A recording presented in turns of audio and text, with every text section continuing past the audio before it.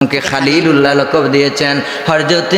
হযরত ইব্রাহিম আলাইহিস সালামকে আল্লাহ রাব্বুল আলামিন ইব্রাহিম খালিলুল্লাহ লকব দিয়েছেন।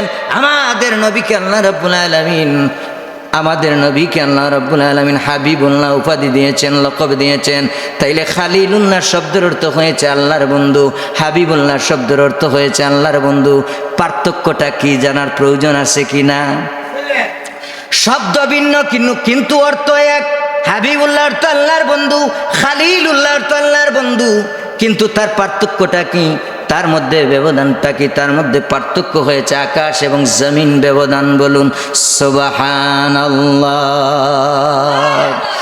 আপনার আমার নবী রাহমাতুল লিল আলামিন, উম্মতের কান্ডারি নবী, দু জাহানের সরদার সাইয়্যিদুল মুরসালিন, ইমামুল মুরসালিন কে আল্লাহ রাব্বুল আলামিন হাবিবুল্লাহ লকব দিয়েছেন।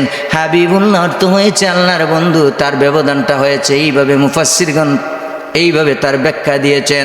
আল্লাহ রাব্বুল আলামিন যার সন্তুষ্টি চেয়েছেন, আল্লাহ রাব্বুল আলামিন যার খুশি এবং রাজি চেয়েছেন, তিনি হলেন আপনার আমার নবী রাহমাতুল লিল আলামিন হাবিবুল্লাহ। বলুন সুবহানাল্লাহ।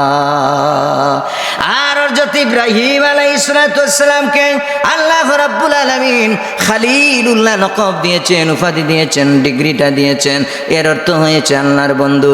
কিন্তু হযরত ইব্রাহিম আলাইহিস সালাম সব সময় আল্লাহ রাব্বুল আলামিনকে খুশি এবং রাজি করার চিন্তা ভাবনায় পেরেশানির মধ্যে তিনি থাকতেন। কি করলে, কোন কাজ করলে স্বয়ং আল্লাহ রাব্বুল আলামিন হযরত ইব্রাহিম নবীর উপর খুশি এবং রাজি থাকবেন? বলুন সুবহানাল্লাহ। তাইলে পার্থক্যটা কি? হযরত ইব্রাহিম আলাইহিস সালাম সব সময় চেষ্টা প্রচেষ্টা খুশি এবং